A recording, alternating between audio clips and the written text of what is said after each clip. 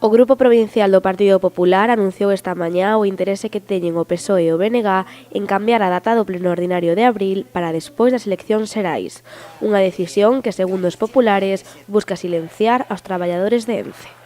Nos o que entendemos é que isto se produce pola moción que nos presentamos, porque sabían que había que posicionarse políticamente antes das eleccións dun problema moi grave para centos e para miles de traballadores desta fábrica, e o que intenta, en este caso, unha vez máis, o que é a presidenta da Diputación é non darlle voz aos traballadores, non darlle voz ás empresas auxiliares e non dar voz a un problema, en este caso, que hoxe en día é a actualidade, donde se está falando todos os días desta problemática. O voceiro do Grupo Popular acusa tamén ao Partido Socialista de introducir o asunto de Ence na campaña electoral.